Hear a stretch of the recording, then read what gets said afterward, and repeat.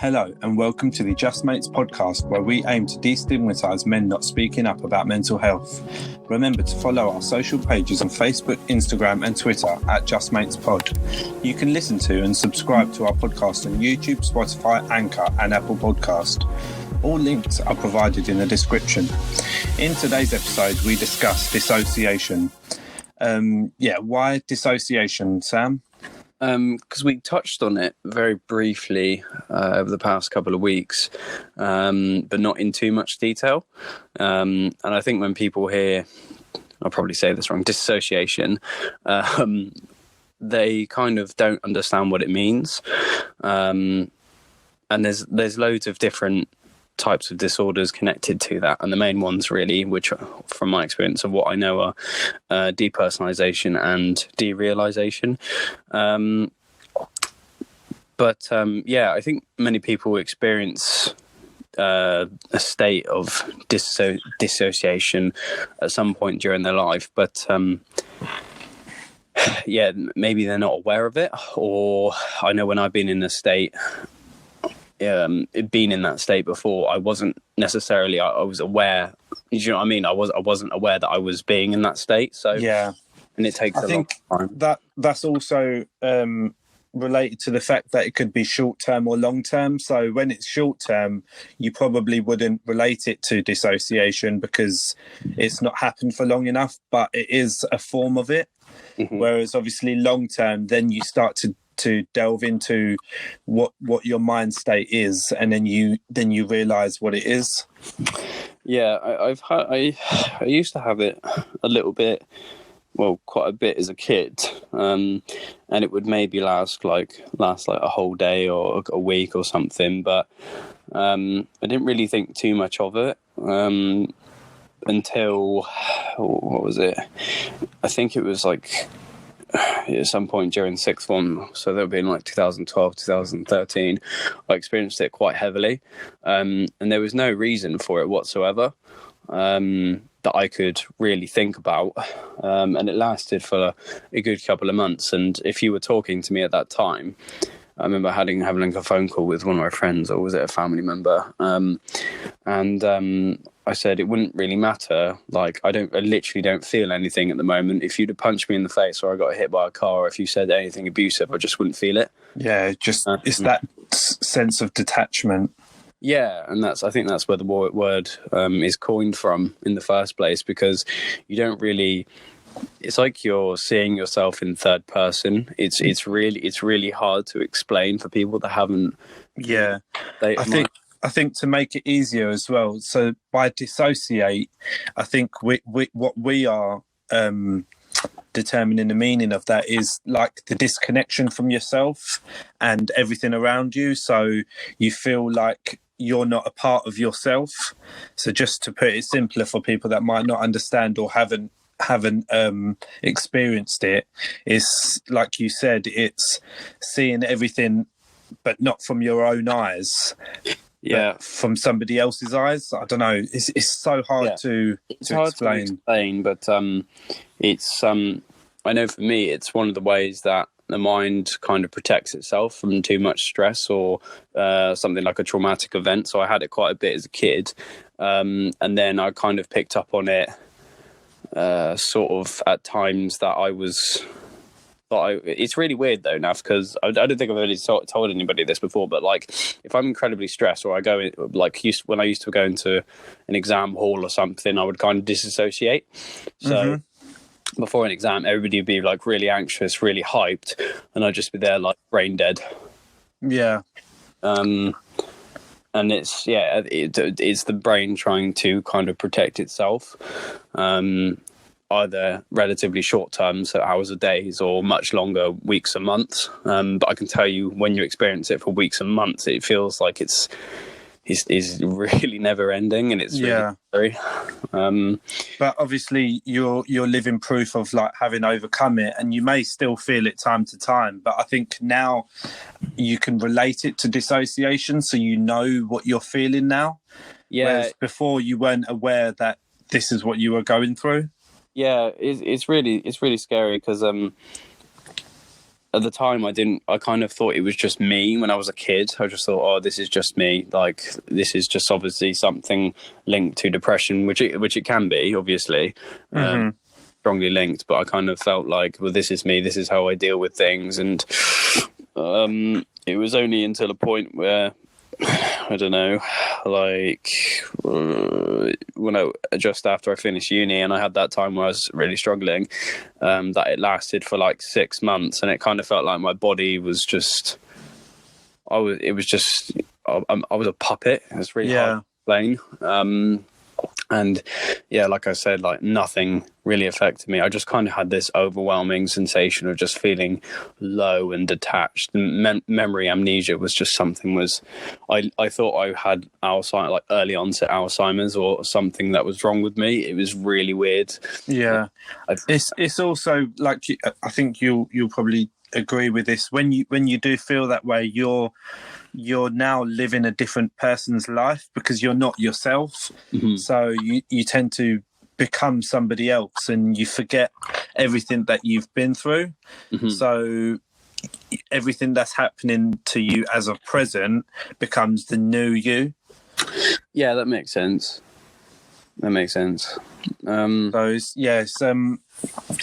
You mentioned about feeling like this during exams. Did this affect your like memory loss and like your like the things you revised and the things you studied? Did you forget things you'd learned?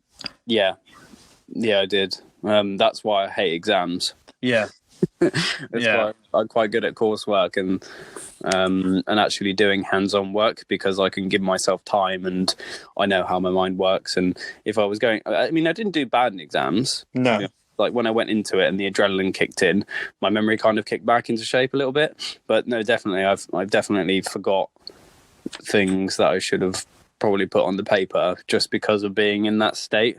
But at the same time, I wasn't stressed. No, because it's because of that lack of emotion.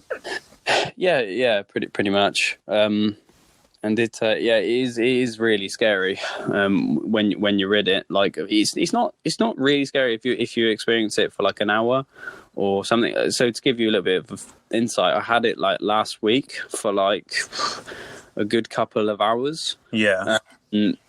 But as I've read into it and stuff, I kind of realised and spoken to a therapist that you just need to give yourself time and breathing space, go for a walk and understand that this is just your body's way of coping with stress or coping with, in my case, it would have been like trauma when I was a kid or something. Yeah. So you just got to realise this is how your body's working. And I think we mentioned before the call, it's kind of like a fight or flight response to stressful situations.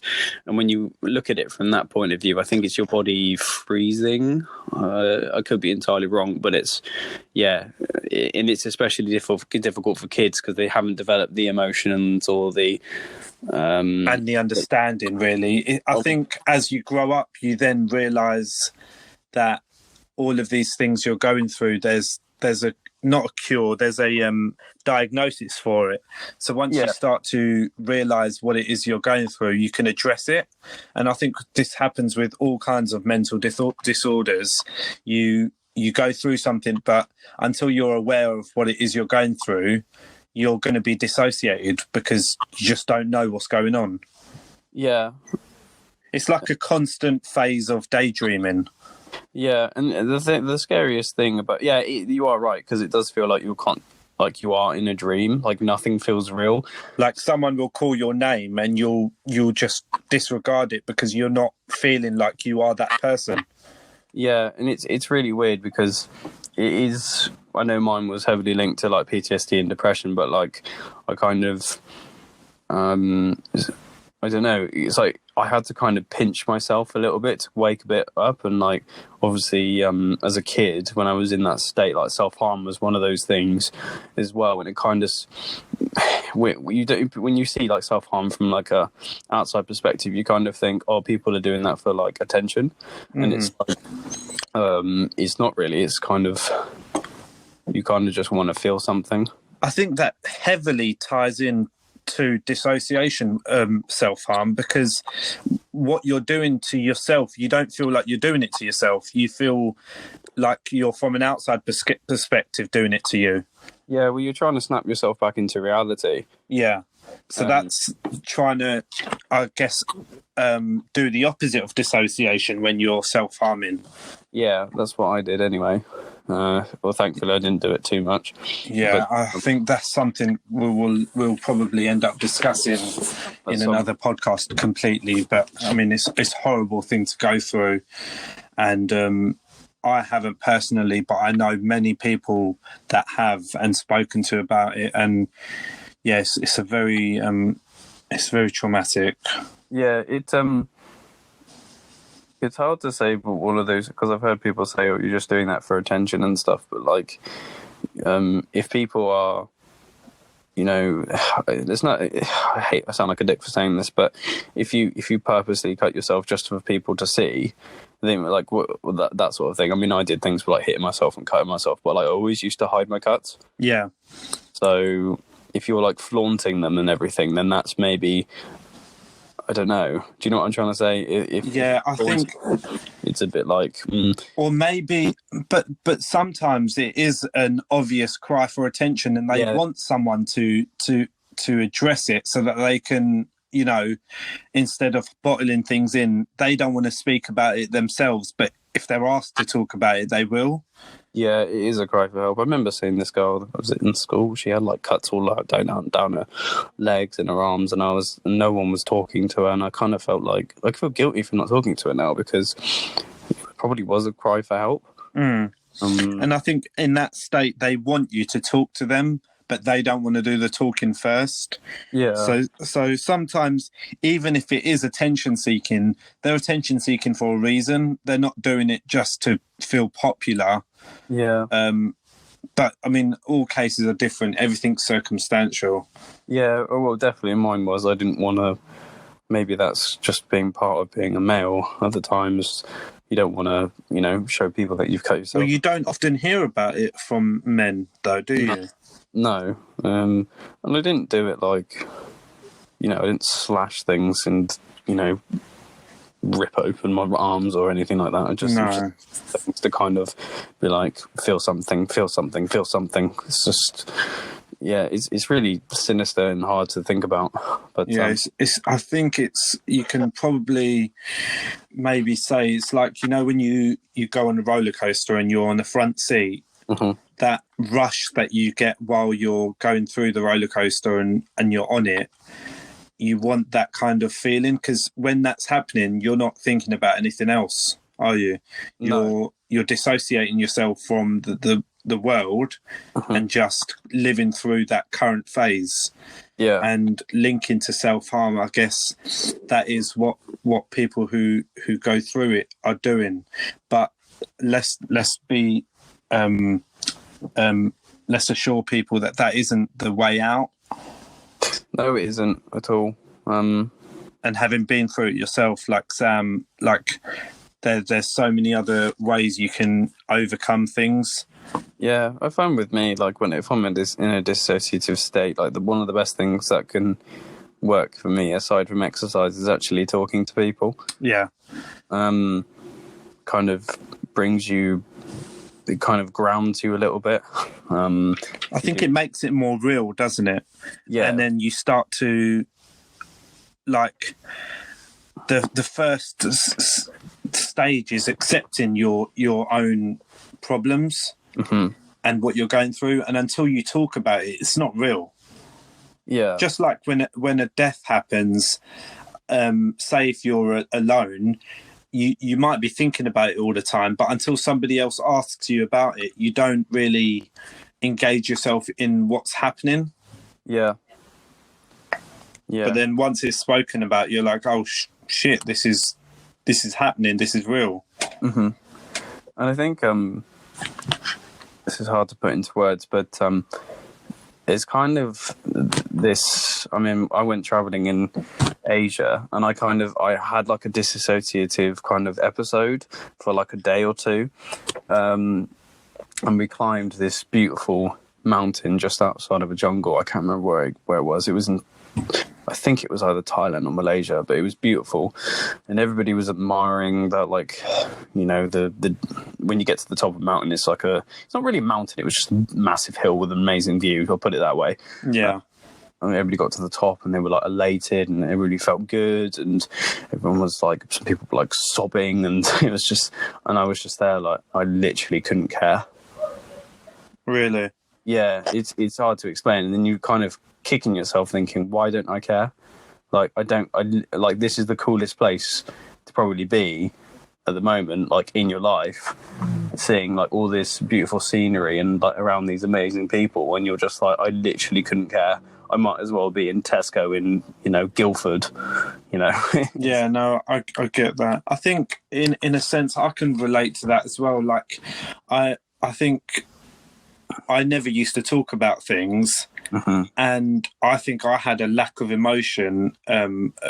Quite a few years ago, I went through phases of like things would happen around me, and I just wouldn't express any emotion. So, like, say if a family member passed away, I'd be sad. Of course, I'd be sad, but I'm not a crier. So where I don't cry, it looks like I'm not feeling anything. But inside, obviously, I've got a rush of emotions, but even I'm not accepting them emotions, so I'm like stone-faced. I think it's very detrimental because at some point that will all come out at one go. So all the anger you're hiding, the resentment, the sadness, the anxiety, all of that you're bottling up, once it comes out in one go, it's not a small episode that you're going to incur. Yeah, I kind of, and that's kind of weird you say that as well, because I remember having the stress of, I mean, I wasn't a very bright kid when I was younger. Are you bright now? Yeah. Don't want to shag my own ass. I'm not, I just try hard. Sweaty boy. Yeah, I remember like revising for like GCSEs and like A levels and stuff. And I never used to get stressed around that time. Yeah. And people never really understood why. Like, why are you not stressed? Like, do you not care? And it's like, no, I just don't feel anything. I'm just getting on with it. I'm doing it. And like, I didn't really feel too much amnesia when I was at that stage. I felt amnesia later on in life, but yeah. And then I think I'll use the example of when I was doing my second year of A levels. So I did all my exams. I wasn't stressed during the time, but like it had like a delay. So 3 months after I finished my A levels, I started having panic attacks. Okay, yeah. Stuff. It was like a delayed fuse, and then I became heavily disassociated.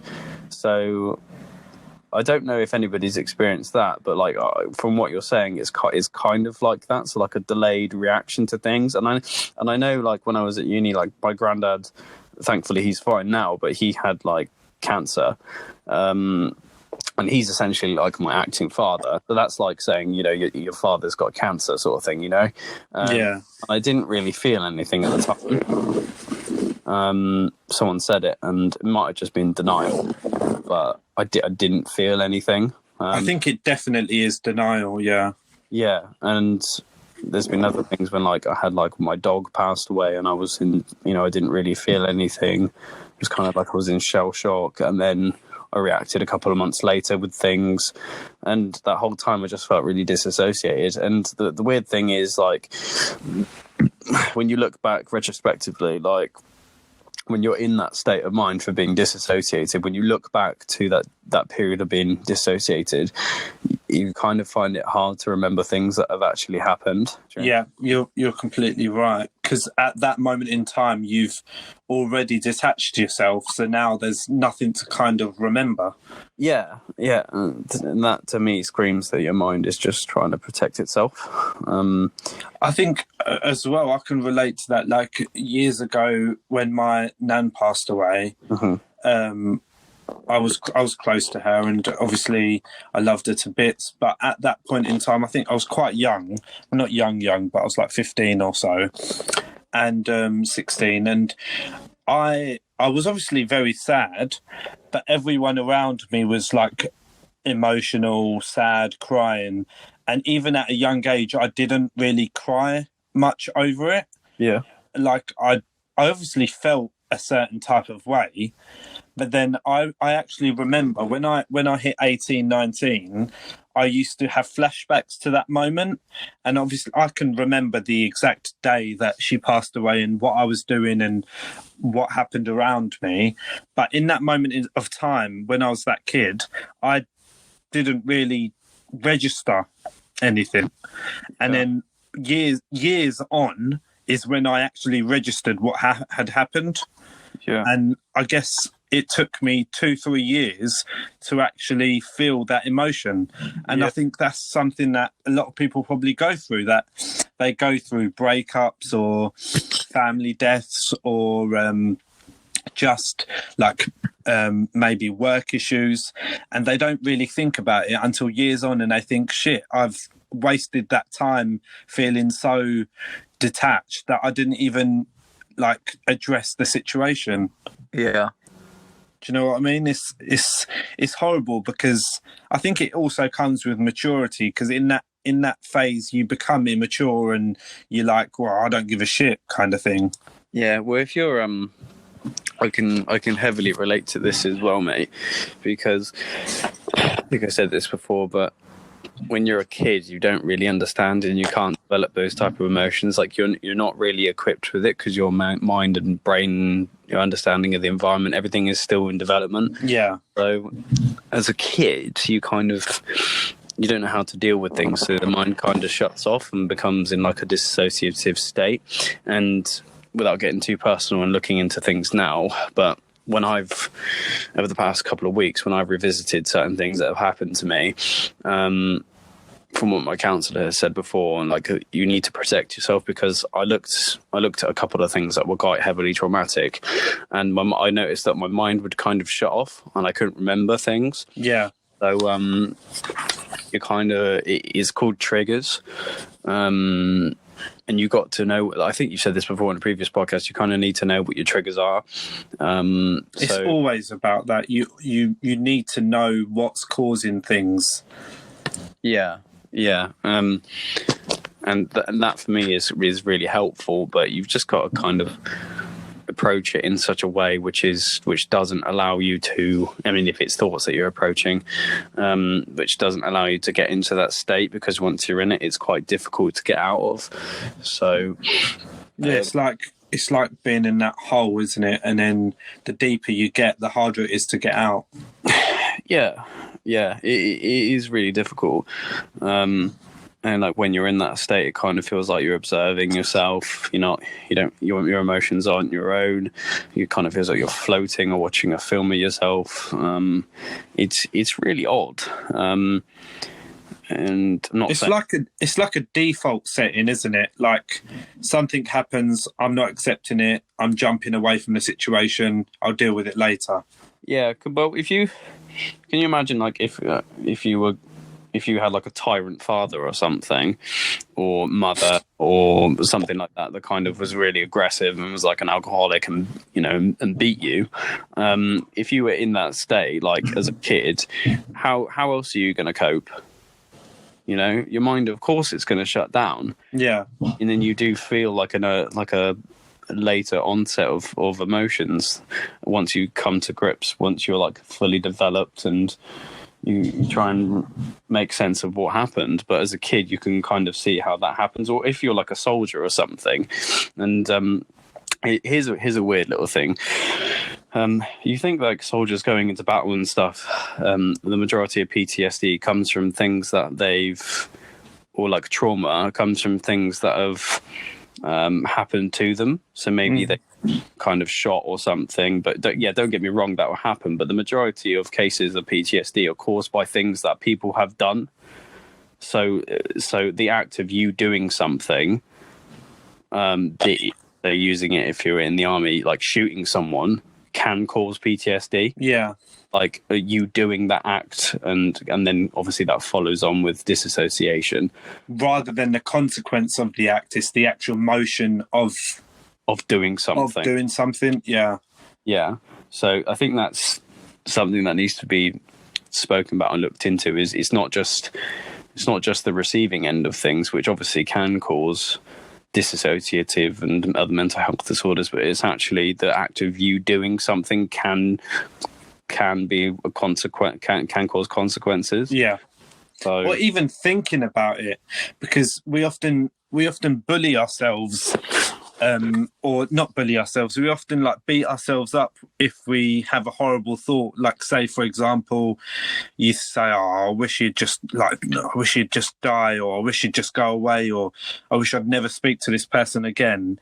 And it's that guilty conscience, and in that phase, you are actually dissociating yourself from who you are, because really you wouldn't say that out loud. I know what you're getting when you're saying now. Sorry? I'm getting what you're saying now. Yeah, so it's in that moment of time, you're not yourself. You are embodying somebody else looking at on the outside. Yeah. It's really hard to explain forms of it. Yeah. And when, because dissociation is kind of linked quite heavily to PTSD, I think when people say, like, you see flashbacks, and I don't know if you can relate to this now, but like a flashback isn't like how you see it in the movies. It's not like you get constant images in your head and stuff. I mean, some people do, but for me, it's kind of just like that you get a sense of the feeling of what it was like at that time when you were experiencing something. It's really weird. And then you do get recurring thoughts, but it's not like flashing images. It's kind of hard to explain. But yeah. No, I understand, yeah. Yeah, and you're just back into that state, and then you feel worse, and then you dissociate. It's because you're reliving that shitty emotion that you went through. Yeah, pretty much. I don't think I'm too qualified to talk about that, but that's kind of how I've experienced it. I think as well, if anyone listening has experienced these things, we're not exactly professionals in this sector. We're just trying to help. So if you are going through these emotions or this dissociative disorder, you need to speak to your GP or book in with a psychiatrist, and they can assess your situation and give you advice directly to your circumstances. Yeah, and you do need to if you do feel like that, you do need to go to a doctor, because I didn't initially. I didn't see a counsellor initially. I mean, I remember like probably one of the heaviest times I was hit with it before the 6-month period of when I felt like it consistently. I remember feeling it at one point where I woke up one morning and I didn't know who I was. Like, that sounds extreme, but like I didn't know where I was. I didn't know who I was. It was really weird. I couldn't even remember my name. I guess that's a form of derealisation then. Yeah, and it's really weird. And then you were kind of in like a state of panic because I'm like, what's my name? What do I do? I kind of I had a sense of where I was. I kind of knew it was home, but I had forgotten everything from my life up to that point, and it lasted for like an hour, and I was just staring at the ceiling. It's really scary. Do you know what? I mean, it not into that kind of... It wasn't that deep, but every day or every other day during lockdown, I've woken up feeling quite disorientated, like I'm not where I should be, or I feel like maybe the last 3-4 months aren't real, or do you know what I mean? Like, I've just felt detached, and more so this past week I've felt like this as well. But I think when situations change around you, like for example this pandemic we're going through, you have to readjust, and maybe your body takes a 3-month delay to adjust to what's happening, and that is a form of dissociation. But I think, again, now that we're talking about it and everything we've mentioned, you start to realize what your triggers are and what's caused that dissociation, so you can realize that, let me jump back into reality and accept what's happening. Yeah, it's kind of weird you say that, because I think getting, because you and me obviously still on furlough, but I think the whole COVID thing, when it first started, it kind of didn't feel real. No. Maybe if people can relate to that side of things, that's kind of what it's like but on a much more personal level. Yeah. And you kind of felt like you don't really have control, and then maybe I can't help but feel that I feel like maybe a lot of people have experienced this without knowing it during this time. And a lot of people might listen to this and realise that, I went through this, but I didn't know what it was. Yeah. And there's two types really, which I think we touched on the last time. So depersonalization, I can never remember the differences, but I have gone through both of them. So depersonalization is, let me think. Oh yeah, so it's a sense of like detachment from yourself. Yeah. Your own identity. So that's where the person comes in from depersonalization. And then there's derealisation, when kind of like your environment seems a bit unreal, kind of like a game. It's kind of weird. And I think you can experience them both at the same time. And there's a bit of, when you look into the literature, the distinction between both of them is kind of like, people don't often get that right. Yeah. Interlinked with dissociation. But in essence, like, it is kind of, they fall under the same tree, under the same sort of thing. And should we have a look into causes of it? Yeah. So causes, so if you've been through certain things. The obvious is obviously the trauma that you go through. Maybe it could be childhood related, but it could be physical abuse, sexual abuse, the feeling of abandonment or neglect, and obviously emotional abuse. And these are like 4 or 5 different factors that can cause it, because when you're going through each of these emotions, you, like when we mentioned about self-harm, you just don't care. Yeah. And what am I trying to put into words here? So some people may react differently to a different type of abuse or neglect. So, I mean, I responded quite badly to it. Like, yeah, I would, like, quite badly, but another person might have responded a little bit more different. So from people that I've spoken to, like, if I don't really know this for a fact, but I reckon depending on how high they are in negative emotions and how they respond and how emotional they are as a person, that some people could have reacted worse and been off in worse circumstances as a result of that. Yeah. So they could, I have like a friend or something that witnessed, I don't know, his dad was going away all the time. He was like a pilot. And I suppose that he didn't really build that foundation of emotions, that he kind of suppressed it, pushed it to the side. And I think now he's in prison. Do you know what I mean? So it's kind of like different people react to abuse and neglect in different ways. And it could not even be obvious neglect. Like you just said about being a pilot, that's obviously a way of life of that person, that's their job. So that even that person isn't realising that they're neglecting their child or like family. But the family members are then left like getting used to that person not being around. Yeah. So then when they are back, it's like a constant adjustment, like, oh, who's this kind of, do you know what I mean? It's yeah. And there's this type of philosophy that you can kind of incorporate into your life, and I think I've spoken to you about it before. So and this ties in quite well to how you react to certain things. So it's called incorporating your shadow. Okay. So what that means is, say, like I've said, say you've got like a father that is like neglects his children, or a mother that neglects children, maybe a mother beats her children or something.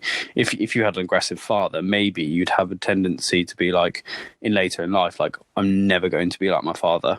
I'm never going to be, which is really good, and it's a natural response that you'd kind of expect from some people. But you know, so sometimes that can turn on its head. So sometimes if kids have got like abusive parents, then in turn they can be abusive. I was just going to say that. Yeah. and that can happen. So I think that's a case of not maturing from the situation, and you like. I think there's this advert that's about anti-smoking. So what they're trying to show is they've shown a parent doing something, and then the kids doing the exact same thing amongst their siblings. So, for example, the dad was shouting at the mum, and then they show another scene of the brother shouting at the sister.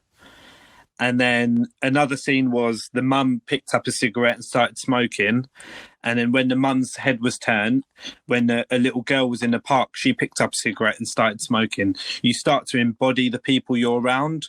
And if you don't have that realization of what's going on and that association of what's right and wrong, you start to be a reflection of that bad upbringing. Mm-hmm. And this is where the kind of incorporating your shadow comes into play a bit, Naf. So it's kind of a difficult conceptualized idea to kind of integrate into yourself, but it's like, so like I said, we could use the circumstances of I don't know, you say your father's aggressive, right, or something like that. You'd kind of wake up maybe you'd think, I never want to be like that. Yeah. I never want to be aggressive, and you kind of suppress that anger. So you suppress it for years and years and years, and then maybe at one point it does all come out. So like you have an episode of it just explodes. You know, people have been through that. I've had that before, or you kind of realize that, you know, you are capable of being what your father was like, or your mother, or, you know, someone you know is like. And it's until you realize that depth of what human malevolence can be, and you can in turn understand that and turn it into something useful, because positive. Yeah, you can turn it into something positive, because just using anger as an example, it can be a useful resource. So for me, anger is one of those things where I understand that I've experienced that during my childhood, and I kind of suppressed it for a couple of years, and it didn't really make me feel like, because I suppressed it, it was just something which I probably could have made use of. And now I understand it, I can kind of bring it into play. I can bring that anger into play, and it can be a useful resource. So like if I'm trying to pitch something, I'll turn it into that. If I'm trying to do some coursework, or if I'm trying to get a point across, obviously without going like into something which causes harm to people, but kind of using it as like a resource, which is so useful. So I think the end thing here is kind of you understand how deeply sad things are and how people act, but you turning that into good. It's just for to put it simply, if you're going through a traumatic time because of your parents or whatever it is around you that's causing a negative impact, if you're going through that, you're not going to, you know how bad that feels, you know the emotions that's caused, you're not really going to want to put somebody else through that, because you already know how it can affect you. So you, like you just said, would turn that into a positive. So if you see someone see a family member being abused, or you're abused yourself, you realize, well, look at how this has made me feel. I'm not putting somebody else through this. Yeah, and then turning that into a useful. Look what we're doing at the moment. So we've experienced things, and you and me could decide, like, I don't even want to think about that anymore, and we could push it to the side. But no, we're bringing it into play, and we're thinking. And this is real life. This isn't just stories or case studies. This is things that are happening. Yeah, and luckily we're in I think it's Western society kind of appreciates the whole from nothing to something kind of hero story. And if you're open and honest about things, people will respect that. Exactly. I think we're just trying to take the part where people don't want to talk about these things, and I get it's a very we've touched on some sensitive stuff, but until you talk about it, nobody's going to relate to you, and nobody's going to realize that you're not alone. Yeah And I think what we haven't talked about as well now, so we've kind of focused on trauma and things that can cause dissociation, or, you know, stressful situations. But looking into this now, so I'm reading in Mind, which is obviously mental health charity, for several things. They said some drugs or some type of medication can cause dissociation. Yeah.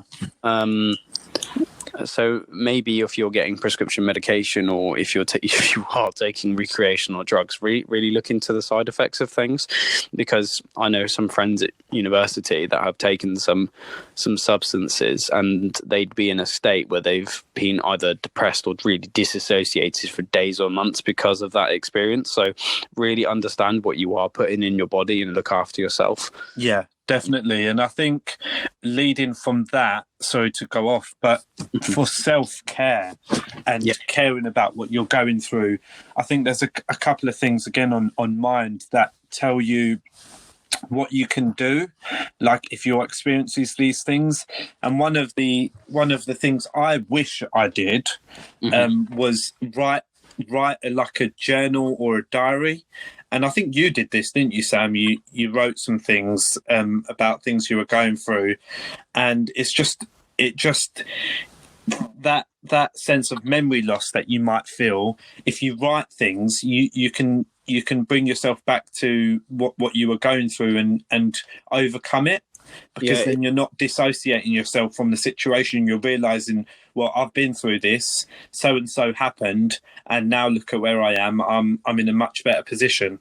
Yeah, and it does help. It does help. I mean, it doesn't even have to be dissociation. I think we kind of use this example for anger as well. So if you just the act of either typing something out or putting something on paper really helps you kind of rationalize things. Yeah. And then once you put it onto paper and even talk about it, you realise this has happened, and you actually realise what's happened. And you start to bring yourself back into reality and realise, okay, I've been through this, and these are things that are my triggers. Yeah.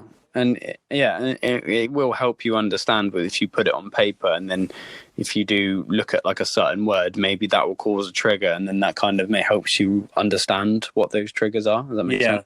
And it just helps you. It helps you understand yourself, because nobody can help you until you help yourself. Yeah. So, I mean, like you just said, once you start writing things down, it doesn't even have to be writing. You could record yourself talking, whatever way you feel fit to reflect back on things. Once you start reading what you've written, you start to hone yourself into, again, reality, and you realise, okay, well, if I'm out in a garden and there's a bird, this causes me to have a panic attack. Let me avoid birds. Yeah, and it can be something as silly as that as well, because I don't know, I think my mum was attacked by a swan. She literally is petrified of swans. So and she does whenever she sees a swan, she's running like 100 feet the other way. Oh, no. And she does do that, but that she's now known that is a cause of like a phobia or something. So she knows to stay well away. Yeah. And as soon as she hears that, I don't think that's what swans sound like. No, they go bruh. Don't they? that's a geese, isn't it? A geese go. Bless her. Anyway, yeah, and I find like when you feel like you're coming into that intrusive thought pattern, and before you kind of disassociate. So when you understand your triggers, and when you know you're getting into that state of mind disassociation, mindfulness can really help. Yeah. So breathing slowly, as we've talked about breathing techniques and stuff. I'm sure there's loads on the internet that are different to the Wim Hof method that I've mentioned, but just even breathing slowly and recognizing your surroundings and sounds. Just be aware of all your senses and kind of take yourself away from thinking and just be entirely present. I don't want to sound like Gandhi here, but you know what I mean. Just kind of be aware of your surroundings. Yeah, definitely. How you're feeling.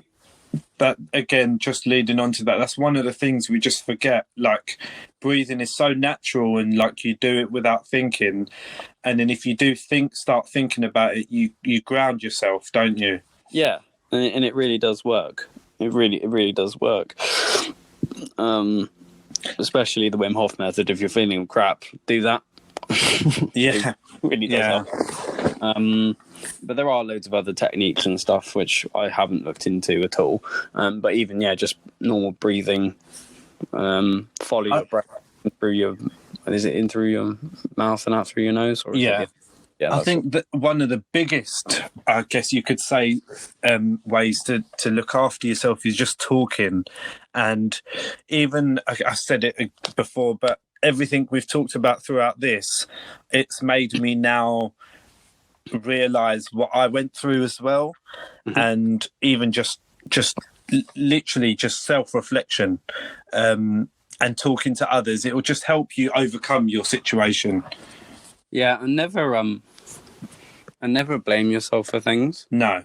Because that can, I know, guilt, especially when you shouldn't be feeling that emotion, can really rip you apart inside, and that can make you disassociate.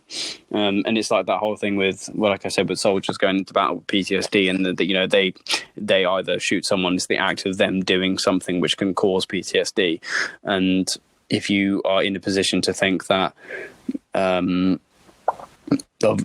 you are the person that should feel guilty, it's not helpful. No, it's never your own fault. And I guess some things can be self-inflicted, but sometimes you just can't control things that happen.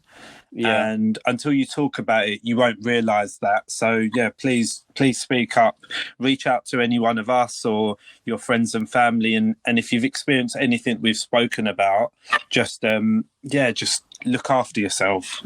Yeah, and I was meaning to mention this at the start, but especially I can relate to this. Like, because I'm not an amazing cook or anything by that means. I kind of I don't rely on other people. I used to rely quite heavily on other people to make stuff for me. Mm-hmm. And as a consequence of when I was living by myself, my diet would be rubbish. My blood sugar would all be all over the place. And that can really affect your mood and your energy levels, which can in turn cause like depression and dissociation. And I wasn't getting the right amount of sleep, and I just really wasn't looking after myself. I wasn't exercising. So essentially what I'm trying to say here is, and this is mentioned on Mind as well, try and get a good enough sleep. So 7 or 8 hours. Don't sleep too much, which I think probably goes beyond like 9 to 12 hours. And I think sleeping too little is below like 6 hours. Yeah. And think about your diet. So have things which are good for you: fruit, veg, meat. If you are not I don't know what to suggest. If you're a vegan, I don't really know an happy vegan. But even just consciously thinking about what you're putting in your body, mm-hmm. Regardless of what you are, pescatarian, vegetarian, vegan, or whatever it is, just be conscious of what you're eating, and it will reflect on your mood. So just look after yourself, as well as both of them things: sleep, food, and exercise. They're the things that I live by. Sleep I can't really relate to because my sleeping pattern is shocking, but the rest, it really does help. It really does, because you start to put yourself in a routine, and then you start to be more positive. Yeah, and we'll put this link in the description from what Minds has said, because it's really good.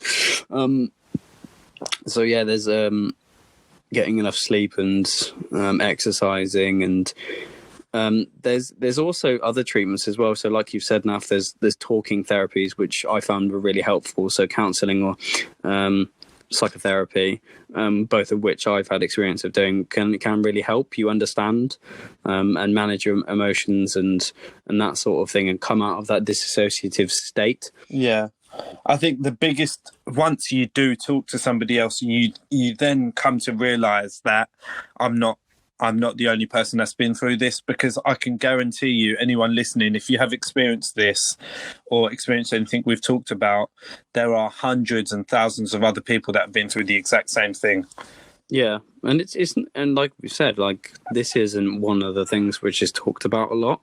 No. But it's probably something which a lot of the population have experienced at some point, whether it was severe or very temporary and not as impactful. Like, I can guarantee someone's experienced this, but you may experience it at some point in your life, and it's good to kind of recognize that. So you might have a loved one that could pass away at some point. I mean, it's inevitable for everyone, and you will kind of feel like you're in a denial, kind of shell shock state of mind, and that's kind of what it feels like. Yeah. I think as well as that, if you haven't experienced it, you now know that if you do come across these symptoms that we've mentioned, you know what it is now. So you can start to realize that I'm not going to put myself in this situation. I'm not going to dissociate. I'm going to actually address what's happening, and you can overcome it. Yeah, and don't. Because I know when I went through it, I was kind of blaming, not essentially blaming myself, but I kind of felt like I wasn't going to ever get out of that state. During that period of 6 months, I thought, I really, there is something so wrong with me. I'm either going schizophrenic, or or I have like Alzheimer's creeping up on me. It can be really scary because of the whole amnesia sort of thing. Yeah. And that is terrifying, because I know that my memory was quite good, and I did quite all right at uni with my memory and previous work and stuff. And then when you're in that state of mind, you kind of think, I've lost everything. I'm going to have to go in a home. And that's how scary it can be. Yeah.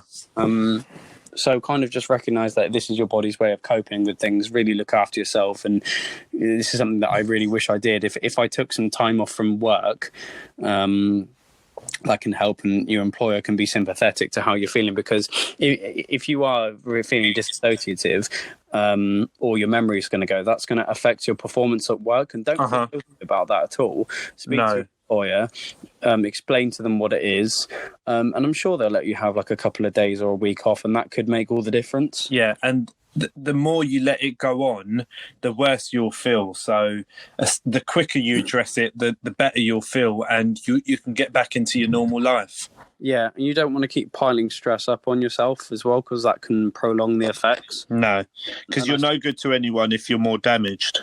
Yeah, and if you, and I probably shouldn't be saying this, but if your employer doesn't respect it, then leave. Yeah. Because they need to know that, this is something that needs to be addressed, and you need to look after yourself.